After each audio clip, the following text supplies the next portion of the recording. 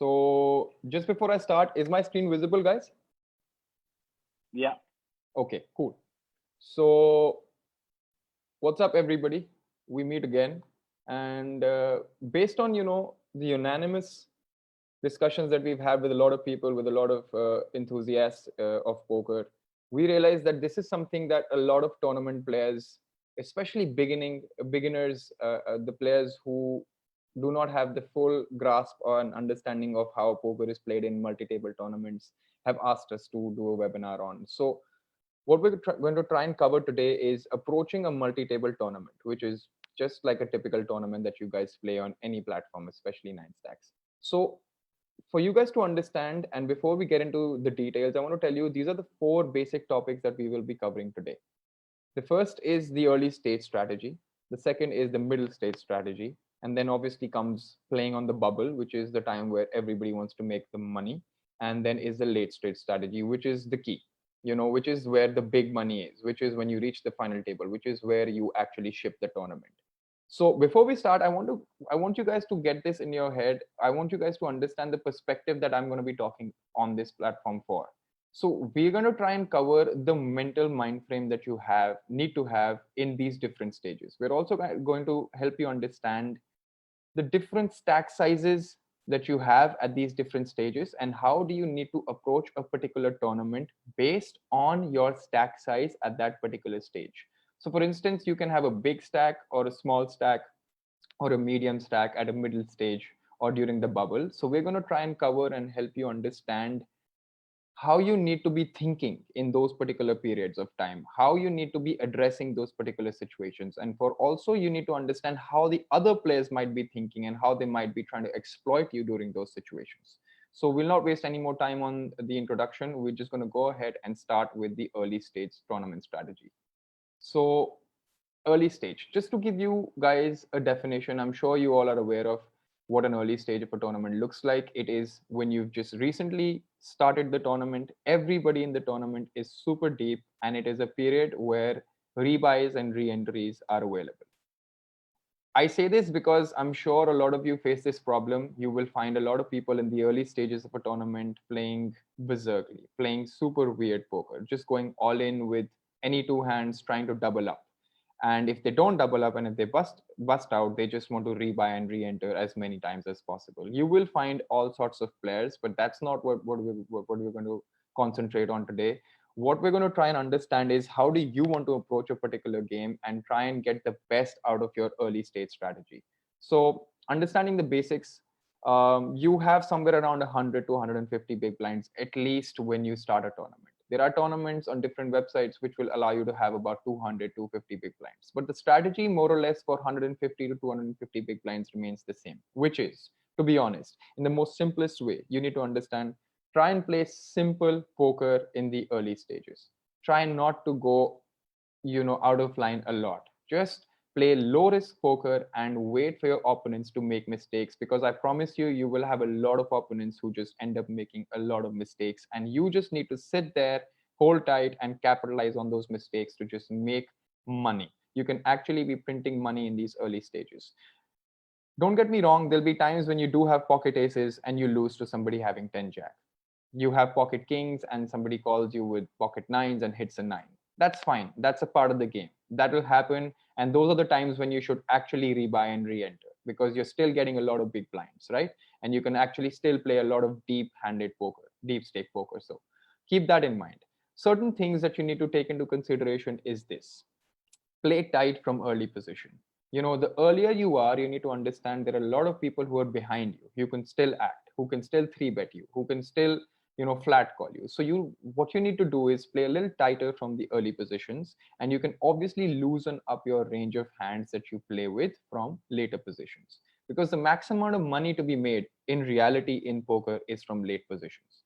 Positions like hijack, cutoff, and button, these are the points where you can actually make a lot of money, right?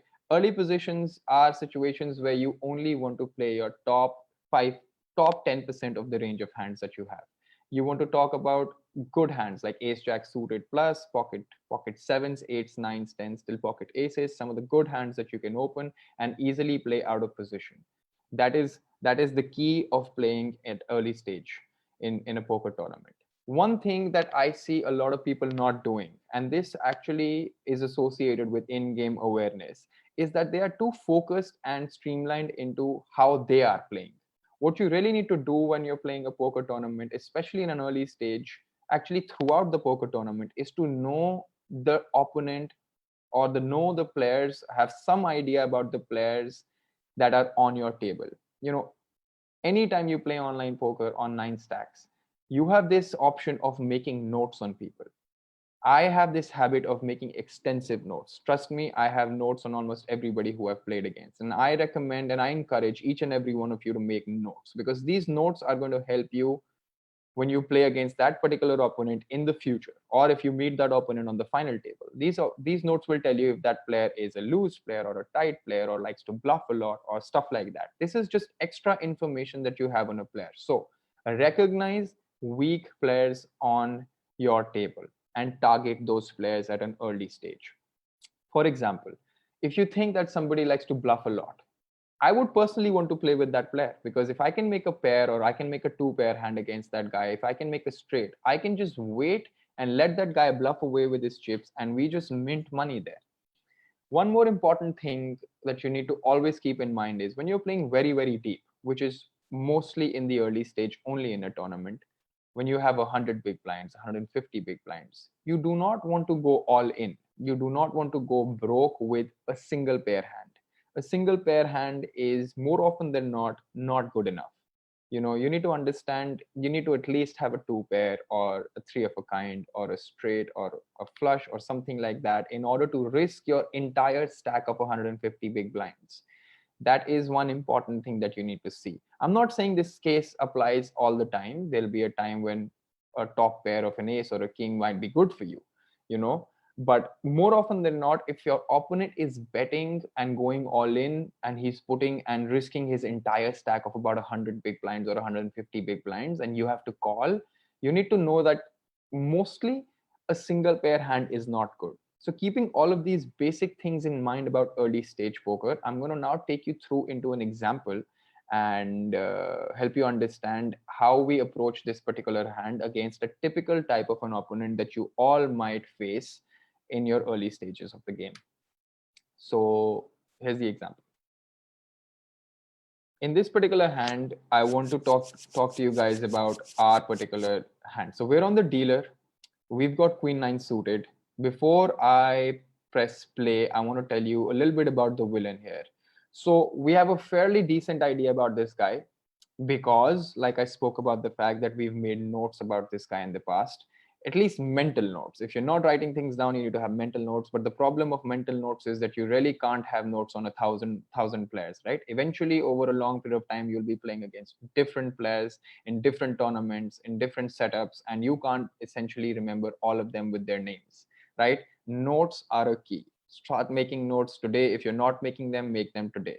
Just make sure they are as detailed as possible and they should be in a language that you can later on read and understand. And these notes are for you, and these are always going to help you. So we have some information about the villain. We know that he's a weak opponent and he likes to bluff a lot and he plays a loose aggressive style. I'm not saying loose aggressive style is a weak opponent. I'm saying this person particularly is loose aggressive, but I find him to be a little weak with his basics and he likes to bluff a lot. And this is an early stage of a tournament. As you can see, the blinds are 50, 100. We're all eight-handed, and the average starting stack was about 150. So with 50, 100, we have somewhere close to 140 big blinds, and our villain has somewhere close to 180 big blinds. So we're both very, very deep. Now going on. In this particular hand, under the gun folds, +1 folds, low jack, which is middle position, folds, and villain opens to 300. I've paused the video. Take a second. We're on the dealer position. We have Queen 9 suited. What would you do here?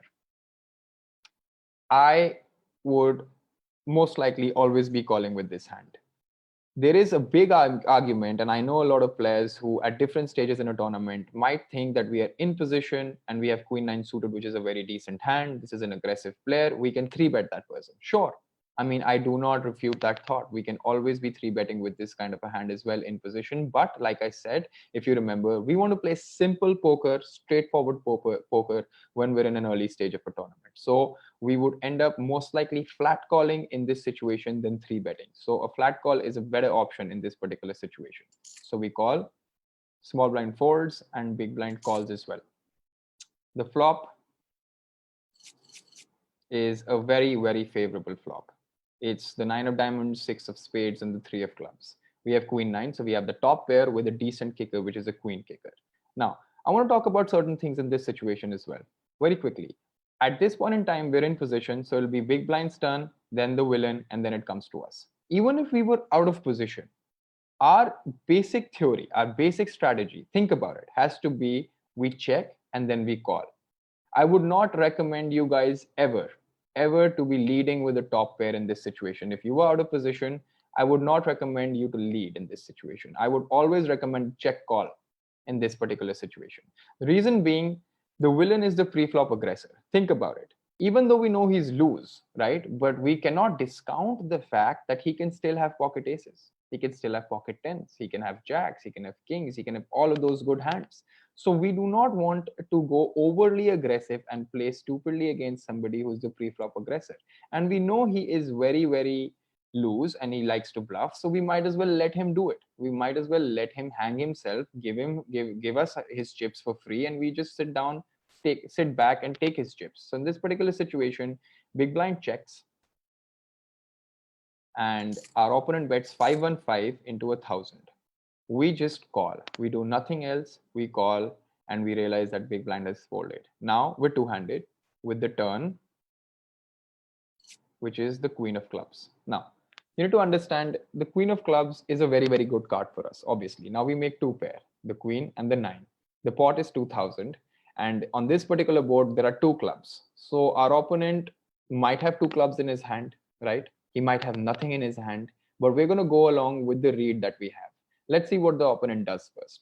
So it's his turn, and he bets about 1,000 into 2,000 here, which is half pot again, right?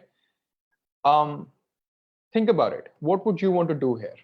Would you want to raise? Would you want to just call? Would you want to go all in? Would you want to fold? Obviously, you're not folding. Shoot yourself if you want to fold here. So the idea here is, because we're playing straightforward poker, because we're playing regular poker, because we do not want to take high risks in this situation, and because we know for a fact that our opponent likes to give his chips away for free, we're just going to call. Because imagine what's going to happen here. Imagine he has nothing and he's bluffing, and we raise him. He's just going to go away. He's not going to pay us more. And we still have one more street of value that we can take. And we are in position, and we can always do something differently on the river. So at this point in time, we just decide to call. And the pot becomes 4,000. And the river is a two of diamond. In this situation, a hand that improves is a 4-5, right? Now, there is a possibility, a small possibility, that the villain might have 4-5 and would have made a straight. But then there are other possibilities that the villain can have pocket sixes, pocket threes, he can have ace queen, he can have pocket kings, he can have pocket aces. And some of the hands we beat, some of the hands we don't beat. And in this particular situation, it all depends on what the bet size is of the villain. If the villain checks, mind you, we're always betting, and we're betting for value. We're betting for value because if he checks, we know for a fact that we are ahead of him, and we should take some money and charge some money for him to see a showdown. So in this particular situation, the villain bets pot. The villain goes on to bet 4,000, 4,100, and we just end up calling. And you would have seen a lot of players do this. The villain had ace king in this situation. I have, in my personal life, in my personal experiences, really seen a lot of players overplay hands like ace king, overplay hands like pocket aces, pocket kings, without realizing that, it is a board where they can lose. Whereas aces and kings, I don't mind him betting, but on the river, when he goes on to bet the full pot with ace king, you will realize that the notes that you've made on this particular opponent are bang on, and you understand that this opponent has just given his chips for free. So eventually, what we did was nothing. We just called his bet and hit the board and did nothing, just call him down, and we ended up winning 12,500 chips for free.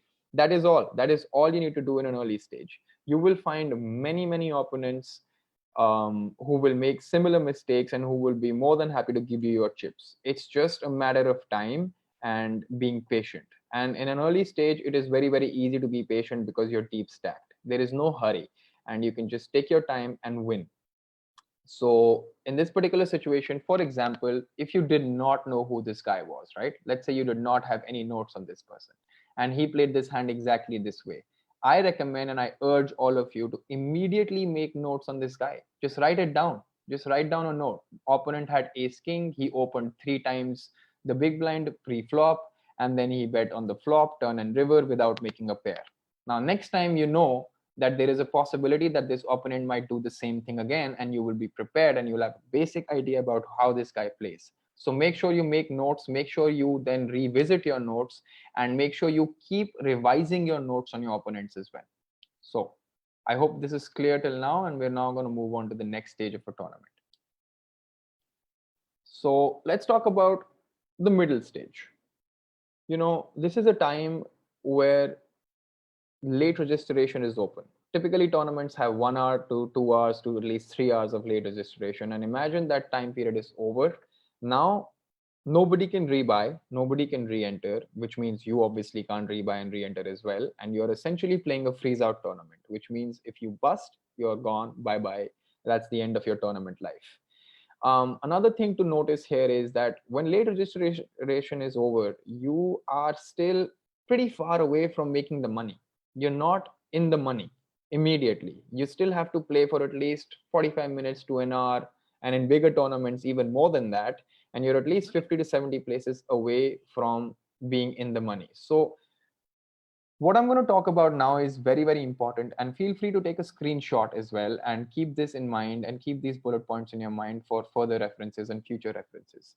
Your stack size is going to totally determine how you approach this particular stage of a tournament. And I've broken it down into different stack sizes. Now, just to help you briefly understand what your strategy should be based on these stack sizes, I'm going to take you through them. So let's assume you're a big stack, which is 50 big blinds plus. So you could be 70, you could be 80, you could be 100 big blinds as well if you're the chip leader.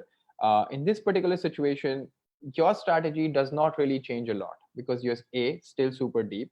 B, you do not need to change the way you've been playing because whatever you've been doing till now in the tournament has been successful. So without taking too much risk, what you need to do is apply pressure. Start opening your premium hands and open them big, because you want to apply pressure on medium stacks and short stacks. And you also want to have a strategy of continuously building your stack. Start stealing the blinds, start applying pressure. But remember one thing, you do not want to get into big flips with people unless you really have a very, very good hand to do that. Because what that's going to do is that if you end up losing a big chunk, let's say you had 60 big blinds and you lost 25 big blinds, you're no longer the chip leader, you're no longer in a commanding situation, you're no longer in a position where you can apply too much pressure, whereas you allow somebody else to then apply pressure on you. So remember to apply pressure, but reasonably. You do not want to go mad and think, I'm just going to win this tournament at this very point. The tournament is still a very, very long way to go, and the idea is to play consistent poker throughout the tournament. Do not think that you can win 10 hands right now and you will be able to ship the tournament, because that's not going to happen at this stage. You still have to make it into the money, and you still have to go on to make it to the late stage to actually ship the tournament. Now, coming to a stack size where you're not a very, very big stack, but you're still a middling stack, but very, very comfortable. So anything around 40, 45, 50 big blinds, 35 big blinds in a tournament, you should be comfortable. Even though, when you're close to 30 bigs or 25 or 30 bigs, this is a time period where, there are certain risks that you have to take. This is actually one of the most difficult stack sizes to play with, in my opinion, because when you pick up a hand like ace king, when you pick up a hand like ace queen suited and somebody goes all in, more often than not you end up calling, and you are in a lot of flips in this situation. You are in a situation where you have 40 bigs and somebody else has gone in with 25 bigs or 30 bigs with ace queen or ace king, and you also have an ace king in your hand. You obviously have to take that flip. He can have pocket jacks, you have ace king. It is a coin flip, and sometimes you win, sometimes you lose, and these are the kind of risks that you have to take in tournament poker. But The idea what I want to bring in your mind here is that you need to play with freedom when you have 30 to 50 bigs. Play with freedom, but be slightly more selective with your hands, because now your stack isn't really big. You don't have 70, 80 bigs that you can lose a few bigs and not be feeling the pinch. So you need to just make sure that you are a little more selective, but still be free. But more importantly, the most important thing that I want to talk about here is that I've seen a lot of people do this. I've seen a lot of people have the min cash mentality. They think, okay, so 30 people paid, 75 people left. I'm coming in the top 15. I'm just going to go tight. I'm just going to go really, really tight with my approach, try and get into the money. Man, if you have a very, very big stack, you have a chance of literally making it to the final table shipping and being in the top three in the tournament if you just play correct poker. You do not need to go overly tight with your approach at all, especially if you're around 30 to 50 big blinds. You have a lot of big blinds. You can still play with freedom. So do not have the min cash mentality. Have a mentality of going deep in a tournament. Have a mentality of, playing the right plays and not letting the big stacks exploit you. Now, this obviously has to change a little bit when your stack size goes a little lower. Now, let's assume you have 15 to 30 bigs. Now, if you're close to 30, you can still play a lot of large variety of hands. But if you're closer to 15, the hands that you play become very, very tight, right? But at this point in time, I would want to advise you a strategy that if you're between 15 and 30 big blinds, you really can't waste too many blinds opening wide and playing wide, three betting wide, because you only have 30 to play with, right? You only have 25 to play with, or maybe even 20 to play with. You want to start playing very, very selective hands, which is playing tight aggressive. Play hands which you are very, very comfortable with. Try and play those hands in position. And when you do play, go aggressive with that particular pot. Try and maximize your profit. Try and just maximize your profit, but at the same time, do not have that min cash mentality at this stage. You're 50 to 70 places away from making the money, and things can change dramatically in this time period. So there's no point for you to think about min cashing when you're too far away from ITM. What you want to do is, you either want to build your stack and get deep in a tournament, which would obviously mean that you will make money and you will be profitable in that tournament, or you want to take those chances and maybe sometimes bust. Understand that it is okay to go bust in a tournament as long as you know for a fact that you did the right thing, right? So keep these points in your mind. But when you're under 15 bigs, trust me, this is one of the most easiest times in poker. You don't have many different strategies. All you need to do is pick up a premium hand and go all in. All in is the best strategy in this particular time. I'll help you understand this. Let's assume you have 12 big blinds, right? You have 10 to 12 big blinds.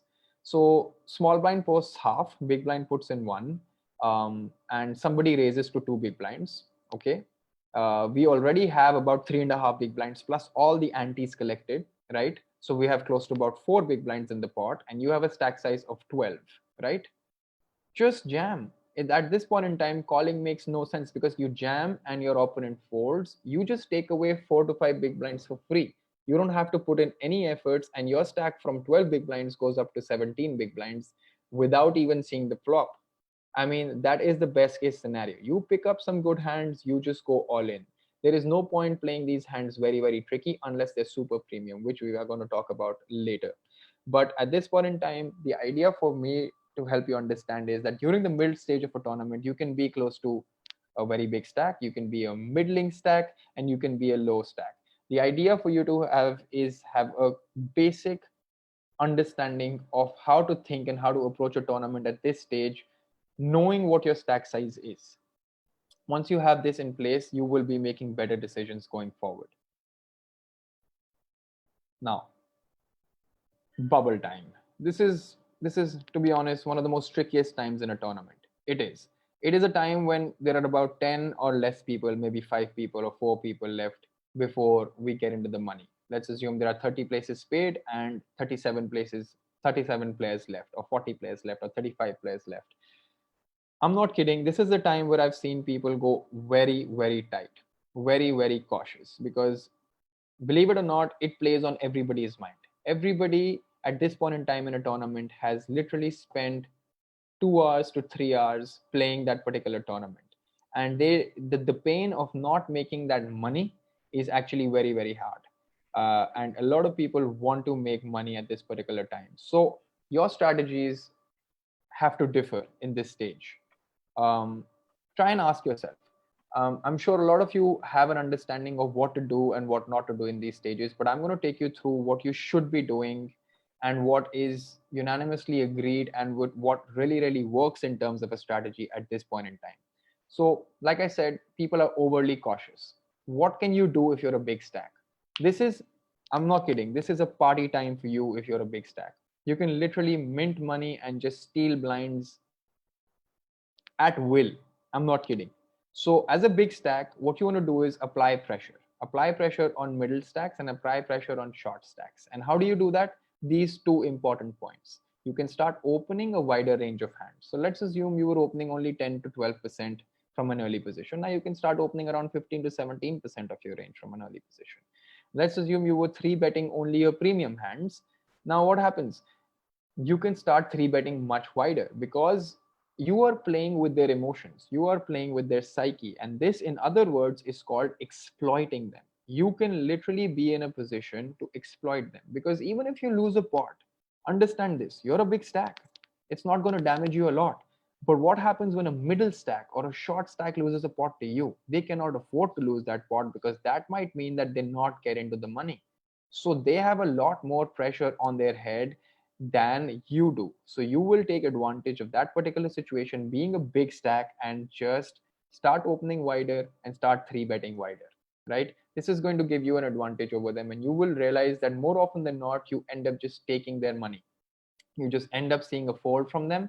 But remember, when you do actually get a call, you should know for a fact that they are strong, because nobody would likes to get into a pot with a big stack knowing that they are weak. So when you do sometimes get a call, just be passive post flop, no problem. And we are more than happy to give away 2 3 big blinds or 4 big blinds, because it does not impact us. But in the long run, we can just keep and chip up and keep take a lot of blinds from a lot of players here.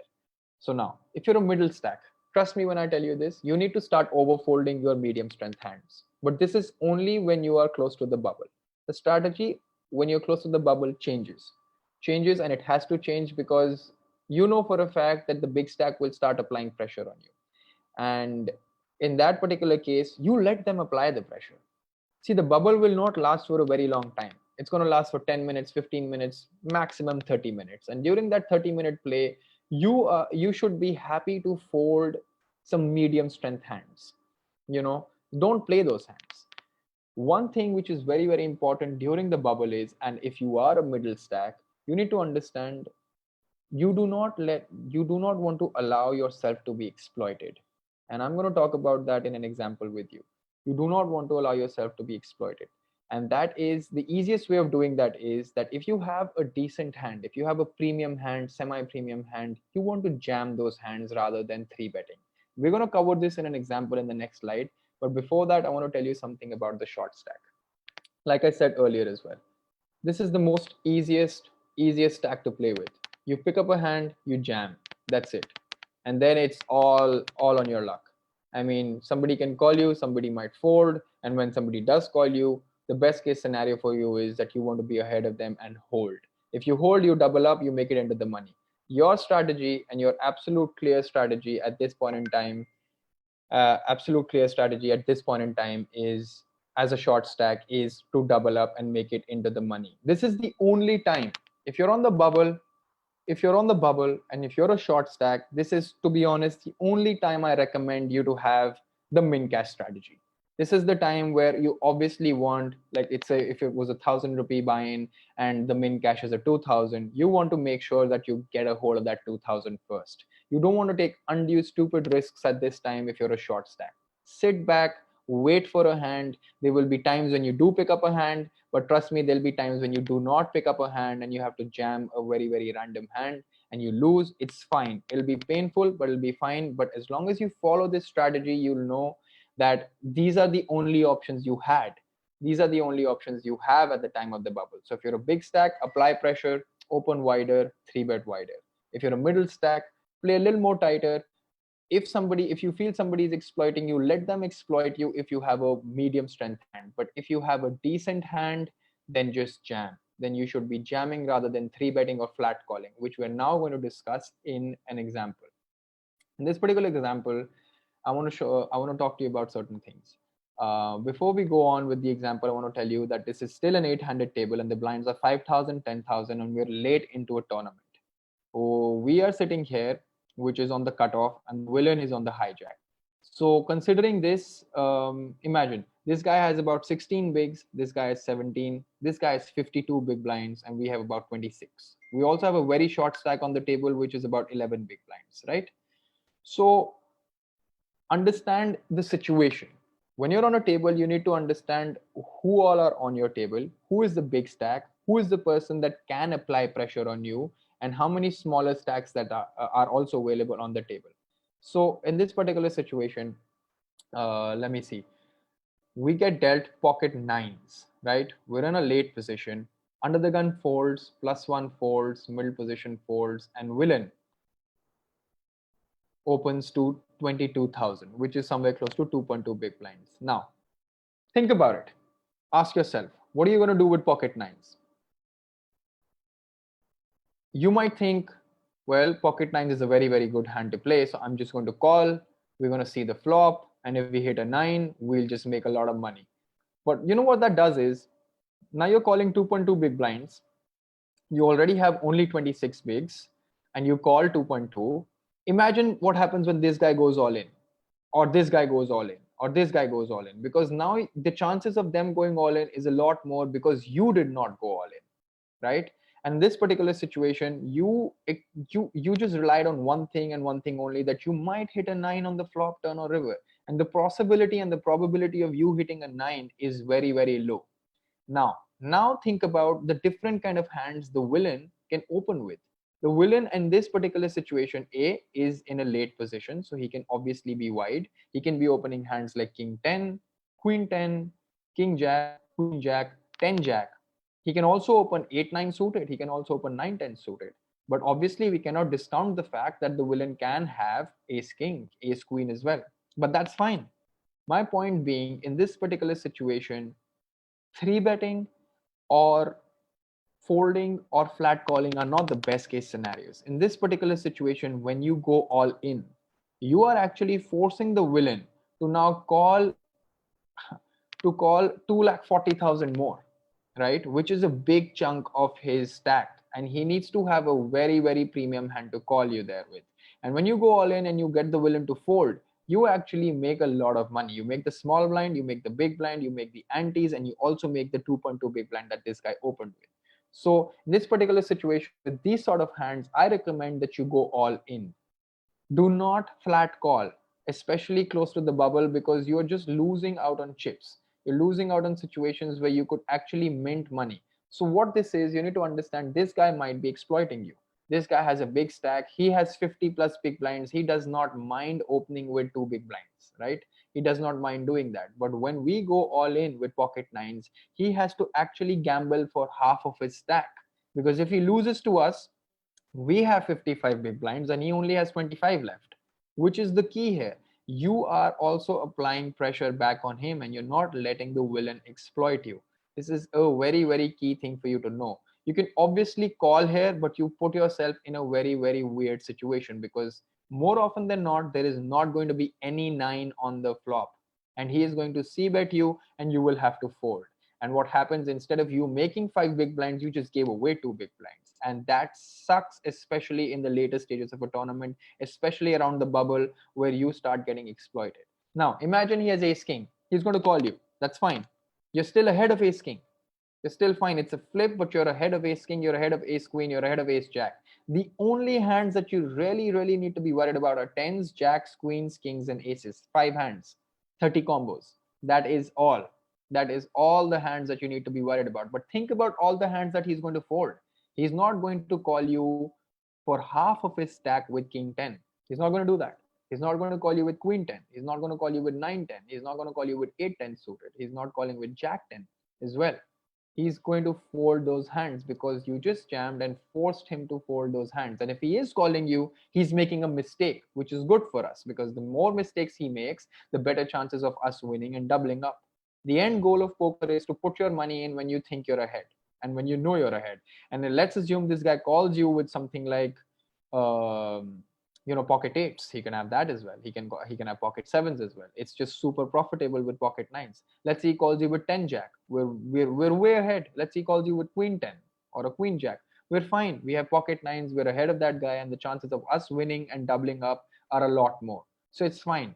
We put him in a very, very tough spot, and we put him in a decision making spot where he has to gamble for half of his stack with a medium strength hand.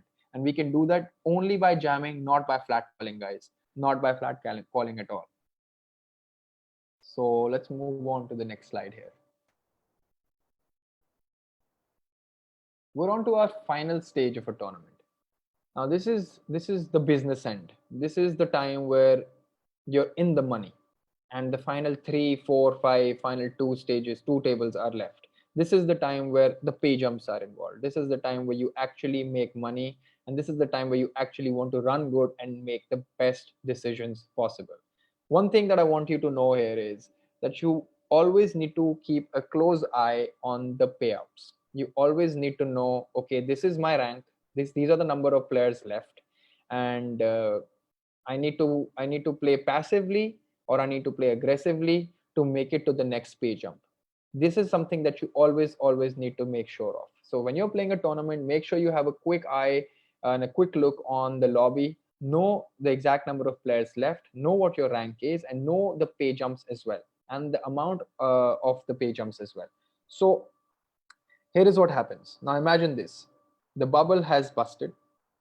We're all in the money, and there is a bunch of guys who are small stacks whose main agenda was actually to only make it into the money. Now they're going to start jamming. They're going to just go all in. They're just going to jam, and you can just wait for a while for 4, 5, or 6, 7 people to just go and bust themselves. Obviously, that does not mean that you do not go and bust themselves yourself, right?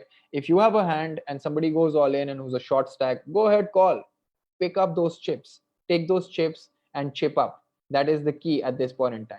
Now, as a short stack, like I said, the only time you have a min cash mentality is when you're on the bubble and you're a short stack. And if you're lucky enough to make it into the money, you've made your goal for this tournament. The only thing you need to do now is maybe double up and go deep into the tournament. But since you're very short, since you're only left with 8 big blinds, maybe 10 big blinds, maybe in certain cases even lesser than that, you don't have many options because you're in a situation where beggars are not choosers. You really have to go all in. You pick up any sort of ace x hand, just jam. Try and hope that your luck comes through. Try and hope that you hold a hand. Try and hope that your opponent calls you wide and gives you a chip up. If they don't, you still have made it into the money. You've still at least doubled your cash and you are good to go. That's fine. This is how this tournament played out for you. No problem. You can play it differently sometime else, but in this particular situation, that's the only option you have, bro. You have to go all in. You have to take into account that you're a short stack and you have to take that risk because now you've already made it into the money. As a middle stack, and this is very, very important, more often than not you will find yourself in this stage. More often than not you'll realize that there is a chip leader at the top or a bunch of guys in the top, bunch of guys in the bottom, and you're right in the middle, right? This is the stage where you can actually define it for yourself. Do not be afraid to go for it. I do understand that there will be pay jumps. I do understand that there will be people who are below you and you might want to wait for them. But when you pick up a hand, be aggressive. Go for it. Because if you double up right now, you will no longer be in the middle. You will be at the top. You will be at the top killing it. You will be then dictating it, and you will be the guy who will be in the top three or the top five on the final table, making the big amount of money. But if you don't take those chances, if you do not have that right attitude, if you do not think that you have to take those risks at this point in time, I promise you, you will end up 15th, 14th, 12th, 11th. And I promise you, the difference between coming 11th and the difference between coming third is a big difference. I promise you, the money jumps are huge because most of the tournament structures are top heavy. The max amount of money paid is at the top. And when you've spent so many hours into a tournament, it makes complete sense. And the only sense for you is for you to go super deep. So, as a middle stack, you have to take certain chances. You have to take into account the possibility that you might have to go take a risk with a hand like a nines or an eights or a seven sometimes, take a risk in certain situations and gamble up because you have nothing to lose. You're not going to bust without making it into the money, right? You are already in the money. you're already making some money, and if you can take a little more risk in this situation, you just put yourself in at a point where you stand to make a lot of money, right? So keep this in your mind. Do not be afraid to go for it. Go big or go home. That is about it at this point in time.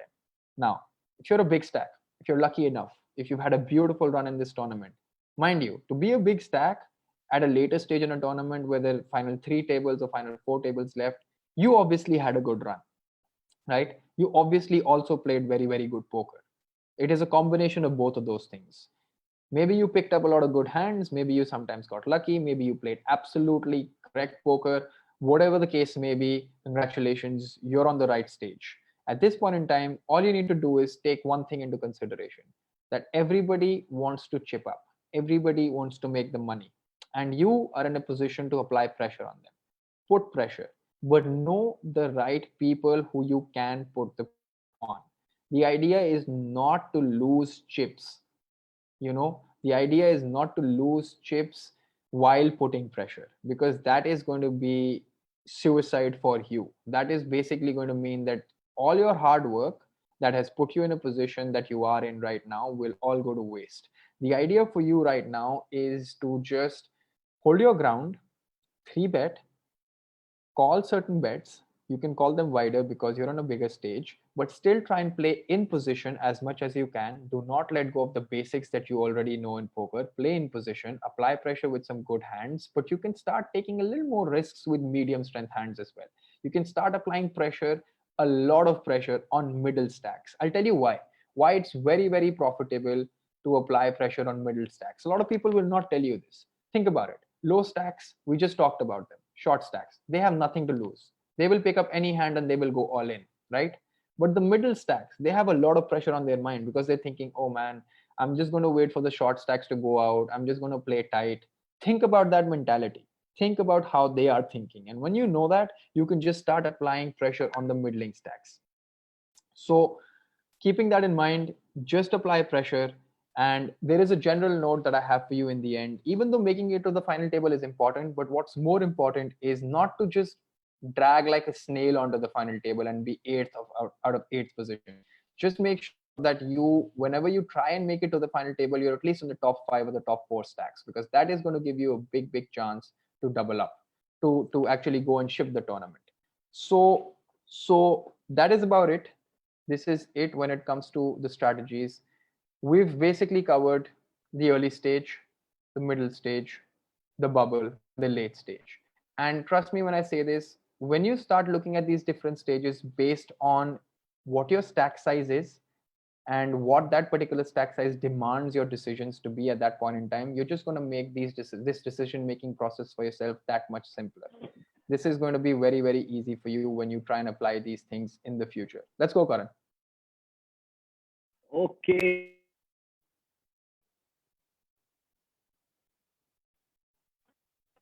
Hello. Can you hear Yeah. me? Yep.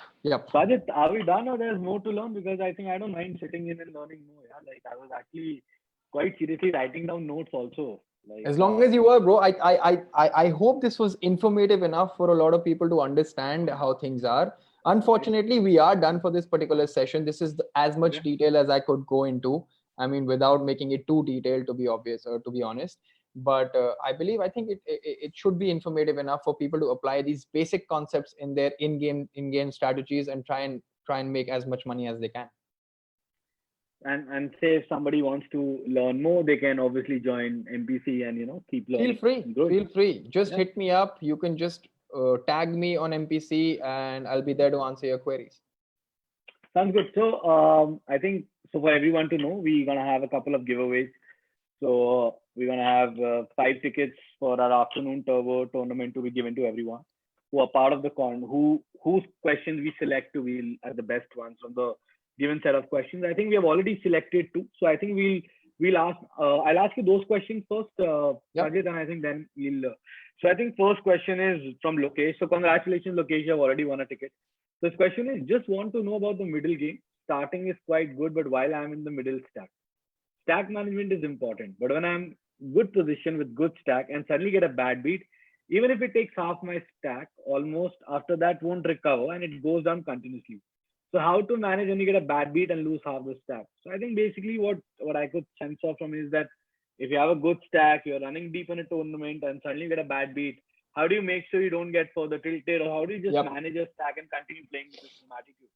Yeah. Absolutely. I mean, Lokesh, my man, bro, I think this is a problem of this is this is this is a problem of managing your tilt slightly, which is, to be honest, it happens with everybody. Everybody has a problem of managing their tilt. And B, I think it is a problem of you not adjusting within the tournament based on what your stack size is. Because from what I understand from your question is that you have a good stack and then you lose, let's say, half of your stack, and you come down from 50 big blinds to 25 big blinds. In this webinar, we just talked about what your strategy needs to be when you're big and what your strategy needs to be when you're, let's say, a mid stack. So just if you know these strategies, you should be able to tell yourself that it's fine. Losing a pot is a part of the game. All I need to do right now is not focus on what's happened already, but to focus on the tournament, considering that now I'm no longer a big stack, I'm a mid stack. So you just apply these strategies, change them within the tournament, and try and focus yourself. That's about it. Okay. I hope, Lokesh, that answered your question. If not, please join MPC Discord and they'll definitely, you can personally take it up with Prajit there. There's another question from Sumit. I think I really like this question in a way. How do you play pocket aces, kings from an early position when you have a short stack? Also, how to play after the late registration if the stack is low? So I think part one of the question is how to play aces and kings from an early position when you're short stack. Cool. So considering it's a two-part question, the second part actually has been covered in the webinar. So I'm going to just give a shout out, give an answer for the first part, which I think is a question that is so widely asked that I can't even tell you. Everybody who I know has asked me this question at least once. So here is what it is. If you remember in this webinar, I told you one thing, that if you're a short stack, that is an easiest time to play, right? That is a time when you pick up a good hand and just go all in. But not with aces and kings, right? These are the only two hands where we have very little to be scared of, right? And we actually want to build a pot and try and maximize the amount of money that we can make. So keeping exceptions as aces and kings in your mind, let's say you are in an early position and you have a short stack like you've just mentioned, and you pick up pocket aces. What you can do is that instead of just going all in with your remaining 10, 12 or 15 big blinds, what you can do is you can now open to 2 blinds or 3 big blinds and try and get a call from at least one or two guys, because you have very little to be scared of. Mind you, this strategy can obviously have somebody call you with 10 jack or king 10 or king queen and make a two pair. That is the part of the game. To be honest, king queen would have anyways called you if you'd gone all in, right? So don't be worried about that. The idea at this stage, if you are at an early position with a short stack, the idea is for you to double up and try and maximize your profit. For that, you can take the maximum amount of risk with aces and kings because you have very little to be fearful of. So that is the thing. Do not open jam with them. You can open to 2 big blinds, 2.5 big blinds, and depending on how the flop is, you can then jam on the flop your remaining stack. Yeah, I think this is something that I've faced a couple of times. In fact, I remember once doing an open jam and getting called by two people after me, given the fact I was short stack. Yeah. And then, like, I still lost the hand. But in a way, I was just thinking that how could I have played this better? At times, I feel that also when you open small, like your opening range is small, when you have a short stack, you also represent a very strong hand. Yep. And at times, you probably might not get an action that you're expecting to come from correct villains out there. So how do you play around that particular thing? Just an add-on to be honest, I mean, if I am playing a tournament and I see somebody who has 10 blinds or 12 blinds and that guy is opening from an early position, I will just fold. I mean, I know that this guy is trying to just build a scenario where he's trying to trap somebody here, right? Yeah. But at the same time, if I have a hand like 10 jack, which I know can sometimes crack pocket aces and pocket kings, I will just flat call because I have very little risk, right? If he jams on the flop, we will fold. Just be wary of this fact. If somebody is doing this, that there is a big chance that that guy might be trapping you, right? But at the same time, you still can't stop playing the hands that deserve those 2 big blinds being put into the pot. So, I mean, the thing is, if you want to play low risk poker, and if you want everybody to fold against your aces as well, just go ahead and jam. I mean, the best case scenario would be that somebody calls you and you double up, right? But the wider scenario could be that everybody folds and all you get is the blinds. The idea why I'm saying is we can take a little more risk with aces and kings is because we want somebody to call, we want somebody to make a pair. Let's say someone calls you with 9-10 and the flop is 10 high, or the flop is king 10-4 and you have pocket aces and he has a king queen and he makes a king pair.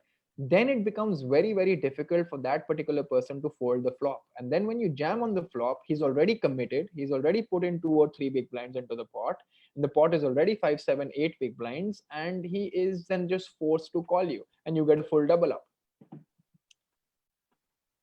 Yeah, so sorry.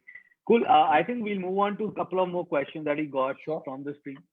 Sure. Right. So I'm just gonna take you to a couple of questions. I think Prajit, one of the questions that Sanjay sir asked was that he was playing a Sati yesterday, Okay. and small blind shoved. Okay. Small blind shoved. He called from big blind with king jack. Sure. The small blind shows queen 4 offsuit, and it's a 4 to bust me. 17 people paid. I was running 24 out of 35, had 13 BB. Was it a correct play?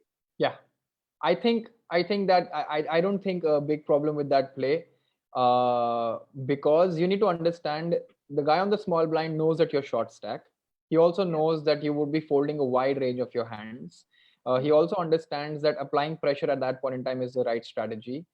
I would say that you could have folded if there were 18 people left and 17 paid, because it's the cold bubble and you can wait for one more person to bust and you do not have to take a risk at that point in time. But if you are still 7, 8, 9 places away from the money, and the only way that you actually make it into the money is by either doubling up or chipping up, then you have to take these spots, especially blind versus blind. And the good thing is, guys, when you jammed there, when you called that jam, you were ahead. You were ahead. You gave yourself the best chance to chip up and double up. It's unfortunate that you couldn't, or if you didn't, but the chances were that you would more often than not, and that I believe in that particular scenario is the correct call. Okay, there's I think one more question. It says that I was at the bubble, one person to get me, and the other person has same stack of 4 big blinds. What can I do?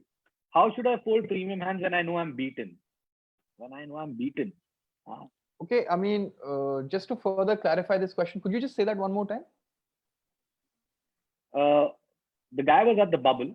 Okay. And there was one more person. There was one place to go before the bubble ends. Sure. And there was another short stack guy with 4 big blinds. And now this person is asking is, how should he fold? How should I fold premium hands when I know I'm beaten? How do you know you're beaten with premium hands in 4 big blinds? I mean, it depends. If you've opened and then you reach the river, and if you have a feeling that you are beat, then I guess you can just put a brick on your chest and fold your premiums.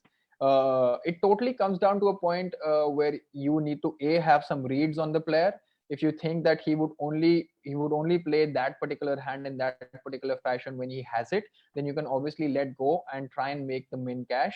But my point being, if you're a short stack, like we've discussed in this webinar, and you have a premium hand, you need to be jamming pre-flop, bro. You do not have to go onto the flop, turn and river and get into a situation where you could have a bad beat. All you need to do is accumulate chips. Just to reiterate here, if you have 10 bigs and you jam pre-flop to somebody who is open to 2 big blinds and that guy folds, you actually make 4 to 5 big blinds, which is 40 to 50% of your stack at that point in time, which makes a lot of difference. Okay, there is one more question from Siddharth. He says that how to select the ideal tournament table? How many binds should be a bankroll to select a table? I think that's something you answered in the previous webinar as well. Yeah. So I mean, just to give you a fair idea, I mean, there's a range to it. It totally depends on how you see your bankroll. But I would recommend that you need to have at least 60 to a 70 buy-in bankroll for a tournament. So if you play ₹1,000 tournament, have at least 60 to 70,000 in your bankroll to play ₹1,000 tournament with ease. The thumb rule that a lot of people follow is 100 buy-ins, but then there are a lot of other factors that come into play. You need to know that if you have an advantage over the field, then you can go a little lower than 100 as well. You can go at about 60, 70, because you know that your ITM percentage, which is how many times do you actually make it into the money, if it's anything above 20% of the times, then you can have a lower bankroll as well. You can then, because you know that you will make money more often than the other players, so you don't need a much larger bankroll. But having said that, you also need to keep a cap on the number of rebuys and re-entries you take in a tournament. There is no point you going overly stupid with the number of rebuys and re-entries when your bankroll is only 60k, 70k, and you're only playing 1,000 rupee tournament. If you have a huge Okay. bankroll, sure, take that risk. I don't mind. Okay.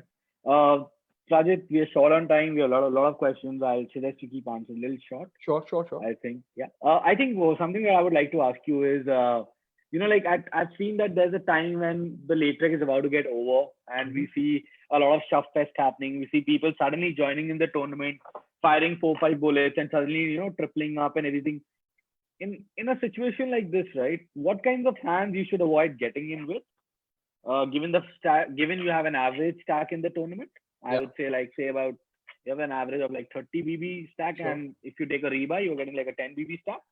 Uh, what kind of hands you should avoid, given the fact that the person is flipping with any two, right? Sure. It's been a My point being, I personally feel everyone's been in this situation. There's one thing that you need to keep into consideration, that the other guys are just going to be jamming any two hands, right? They don't care. They're here to double up. And what your duty here is not to have them double up, not to give them an easy double up. So do not yeah. change your strategy a lot. Pick up some good hands, and if you think that hand has a good equity against any two, go all in. I suggest, pocket pairs are good options. Yeah. Medium to high pocket pairs are always good options to go ahead with. Two Broadway cards, especially suited, are more preferred than off-suited hands in those situations. So do not take stupid risk. Do not give them a free double up. Just try and make sure that you only stick to your game plan and go ahead with that. Okay. Uh, Thanks, Manjeet, buddy. Thanks for those words. I think Manjeet has a question. In fact, I remember meeting Manjeet when he came for his first live tournament in Sikkim 2 years back. That's when we both became friends. His question is like, does bounty tournaments have any other approach, or we can apply the same strategy? So, like, are the normal tournaments similar to how you play a bounty, or you think there's a different approach or a strategy to it? There is, when you talk about mathematics that goes into a regular poker tournament, and when you talk about the math that goes into a bounty tournament, you will realize on studying that there is a difference. So what happens is, especially in a progressive knockout bounty tournament, there is a bounty attached, right? And especially what happens when you're in the money in those tournaments, sometimes the amount of bounty that you can earn by busting somebody is a lot more than the pay jump, right? So when you keep that into consideration, the amount of risks that you take to win those bounties at later stages in progressive bounty tournaments are Yeah. a lot more than regular tournaments. I would see it. Okay. Let me ask you a couple of more. So I so this question has three parts. I'll take one of them. Sure. During the early stage, do you think we should raise with suited connectors or average pocket pairs like sixes and sevens from the cutoff when others have limp? Um, it depends. I'll tell you what it depends on. It depends on what your table dynamics are and what the tendencies of players on your table are. If you think that the table is very tight, go ahead and open, right? Because you know that players are tight, they'll be folding to your opens, and you can just chip up easily and you can take their money. But if you think your table has a lot of loose collars, then I suggest, if you have small pocket pairs, just limp behind and try and make a set, because it's very, very easy to set mine with a very, very big stack. There is no Okay. point going overly aggressive with hands like fours, fives, or sixes, because you're actually relying on making a set and a set only.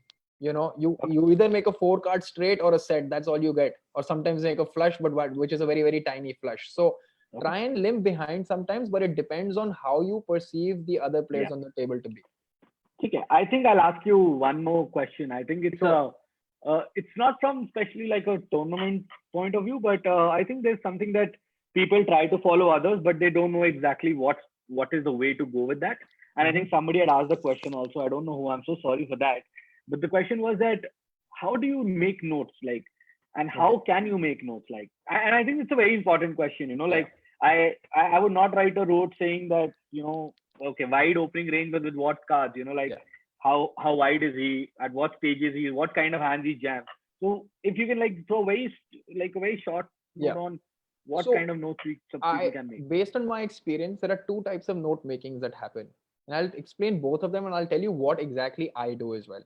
I'm just going to take 1 minute to explain this. A lot of people, what they do is I they tell try. you, keep it 45 seconds. Sure, We're 45. short on time. Yeah. So what a lot of people do is they try and make tags on players. Okay. So they will Yeah. tag somebody as a loose aggressive or a tight aggressive or a tight passive or a loose passive. That is one way of making notes, which will tell you the type of player that is. That only tells you the type of player. What I basically do in addition to this is that I write down the kind of plays that player has made. So I will write down the stage of the tournament, what hand he had, what was his opening bet size. And you will see somebody can open 4x sometimes and somebody opens 2.5x sometimes. That so you will then figure out what kind of hands is he opening 4x with, write that down. What kind of hands is he opening 2.5x with, write that down. And then you can see, okay, this guy c bets when he has nothing, so that tells you a Yep. basic idea. This guy will bet this percentage of the pot on the turn when he makes a pair or something like that. So based, go back into the hand player, see what that guy did, and based on that make as descriptive as detailed notes as possible on that particular person for that to help you in the future. Okay. Sounds good. Yep. Prateek Kumar said that ask me how to play Bounty.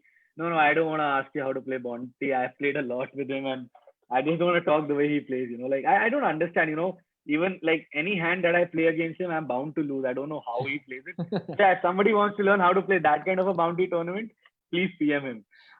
Okay, I think I'll ask one more question. Or maybe I think that can be the last one. Okay, let me just see which one I want to ask. Okay, let's do this one.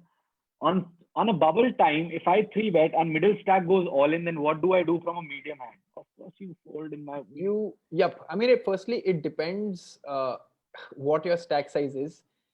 First case, you should only be three betting wide when you are a big stack. And if you are, and like I said in the webinar as well, if somebody goes all in and somebody shows aggression versus you, even when they know that you're a big stack and you might call them, you must Yeah. understand they're very, very strong. In that situation, the wise man would fold and not take a risk. Okay. Um. Okay. I think that was fine. I think there's anything else. Uh. Okay. At what time? Okay. At what time should we move forward to big MTT? What are the factors we should see? I think I'll Similar. just answer this. Yeah. Yeah, it's quite similar. I think we have been answering this for a very long time. Bankroll. Yeah. In fact, in every webinar, which is like a bank, which is like a webinar. So that's there. I think Prajit, we have covered almost every question that we found. You can give an answer for given the time we had. Is there? I'd say for example one message you want to give to everybody who's planning to stick with tournament poker for a long time and they are at a very small bankroll. Like what kind of mindset they should have while playing. Like just want a closing thoughts from you on Yep. that. I mean, here's what I feel, and here's what my recommendation is to people who want to start playing tournament poker. You need to understand tournaments are not like cash games. For you to make money in tournaments, you need to play at least long hours, which means 2 hours, 3 hours, and in bigger tournaments, they can even go up to 12 hours, right? The idea is to be temperamentally strong. Tournament poker is all about swings. It's never going to be the case where you win the first hand and you keep winning all hands and you'll always go up in your chips. You will go up and you'll come down. The idea is to be temperamentally strong and be open to adjusting in game. As long as you can make those adjustments in game, you will be able to avoid tilt and you will be able to play longer durations and get better results. That's how I see Okay. it. Obviously, follow So bankroll. that's a very interesting question from Prateek. Definitely, this needs to be answered. Sure. What are some tells on online poker table? For example, like how much time a guy takes to act. I'm surprised Prateek asking this, but okay. It depends. I mean, for me, I think for me to develop any sort of tell on any player, I have to play with them a couple of times. Okay, I mean, and then my tells are primarily based on primarily based on the notes that I've made on people. What happens is, I remember, without naming this player has actually bet the flop, turn, and river into me when I made quads on the turn. Okay, and he had Okay. nothing. My point is, he had nothing. I was literally happy with the fact that he was doing all of that, and he jammed the river and I called and stuff like that. And he has done this a couple of times with me. So his tell, in my opinion, would be that he likes to do this. He three barrels bluffs a lot, and when he's usually three barreling, he is in a bluffing situation. So that is the kind of tell that I would develop on a person like that. But from the perspective of how much time somebody is taking, I usually see when somebody snap jams, they don't have it. That's my opinion. When somebody thinks and jams, they usually have something and they put a thought to it. When somebody goes snap all in without thinking and goes snap bet on the turn, snap bet on the river, snap bet on the fault, for flop, I personally find myself in a situation where I'm like, dude, this guy isn't even thinking what he's betting with. So I like to call them down sometimes just to prove them wrong. Okay. ठीक है. Cool. Okay. Somebody asked me something. What do you say to people who calls with 8-6-20 bigs like Karan Sahani? You call them fish, bro. They're there to donate. You come and eat them. There's nothing more you say to them. And if they get lucky, they get lucky. Sorry. And they go on to ship tournaments as well, by the way. And yeah, we ship also. There's always poker gods are always with you. Sunny replies saying you should have slap feature. Definitely yes. Definitely bring in a slap feature. I think I gave him a bad beat with 8-6. That's okay, bro. That's one of my favorite hands. So yeah, I'm gonna call up 30 BB against you for sure. Whoever that is, in the long run, you'll be minting money against him. Don't worry. As long as you play correct. You can always mint money against me whenever I'm there, irrespective of my stack. Anyways, I think last question is a request. Is there any different strategy to play free roll tournaments? Last question, please. Yes. You need to understand that there is no money involved and people will be just jamming without any reason, right? Because when there's no risk and there's only reward, the amount of bad decisions people end up taking are a lot more. So the strategy that you need to keep in mind is let them make the mistakes here. Let them make the mistakes. You try and just follow your own basic strategy of playing straight up poker and capitalize on their mistakes. You remember that a lot of people, not the maximum amount of people in free rolls are serious about their game. They're here to have fun and they're also here to learn. So if you have an edge over them, try and maintain that and not determine your game based on how everyone else is playing. Okay. Let me ask you my last question from today. I was just playing a tournament and I came into a position where like 13 people are left. I am say about like 5th or 6th in the position. 9 people are paid out. And I get like it's a 5-handed tournament. I get ace king from UTG. So I obviously open the hand and suddenly I get like a 13 BB shove. And I have about like roughly like 19 bigs. So before I tell you what I did, I'm sure a lot of people know what a fish would do. But what would you do? These are spots that you cannot avoid, to be honest. Like I spoke about this, these are spots that are unavoidable. So I would not blame you if you called there, because you need to understand if he has something like 10s, jacks, queens, we still have about 45-50% equity there. And there are a lot of chances that he has ace, jack, ace 10, ace, queen, which we are super dominating and we want to take those spots. Though he had 6s, which is fine, such a noob that guy was, but that's okay. That's okay. So no, I just wanted to understand. Cool. I think it was great having you, Prajit, again. I think I'm sure we answered most of the questions today. I think it was a good one. I think before we take your leave, let me ask you a couple of things. Tell me your favorite poker hand. Let's be quick. Your favorite poker hand. I would say 9-10 suited, 10 jack suited. I like those hands. Tell me one. Come on, yeah. Let's say 10 jack suited then. 10 jack suited. Jack 10 suited. Okay. Tell me your favorite poker player in India. Indian poker player. I would have to say that. Of course, you. But I haven't spoken to this gentleman, but I'm a very big fan of his game. He goes by the name Pro. His name is Anand Purohit. He's an online champ. Sure, I'll get Anand to see this for sure and ask him to speak to you. Yeah, super inspiring. So done. Cool. Yeah. Okay. If given a chance, would you prefer playing tournaments live in India, or would you prefer going internationally and playing, and why? Totally depends on my bankroll. At this point in time, I think my bankroll unlimited. I'm taking you, bro. Andha bankroll. I would want to play both, to be honest. But my preference would be to play outside the country at this point in time, only because of one reason only, is because we get better guarantees and stuff like that there. Nothing else. I don't have anything against the field. I don't have anything against how they're done up here. They're pretty good here as well, because I've been a part of the live circuit. But you have 1-2, so definitely a show off comes always. That's fine. Just trying not to show. Yeah. Karan Sani, what's your ID on 9stacks? I want to win your money. Well, I never tell my ID. You want to win it? You come and take it. You will always figure out somebody who's jamming 8-6 with 20 big blind. That's me. Don't worry. So I think, Prajit, coming to the end of this, let me Yeah. ask you one last thing from my end. Yeah. If you're on a boat, okay, if you're on a boat Yeah. and you can only carry 3 things with you, okay, you can Jesus. only carry 3 things with you in that boat. Yeah. What will those 3 things be? Wow, man, this is one of those questions that I might take half an hour to answer as well. No. The point is, then you're a really bad poker player, man. So I will carry my laptop. Then okay, where will you get internet from? That's fine. Okay. Yeah, Jesus, bro. Then I will carry my laptop, my charger, and my dongle for the internet.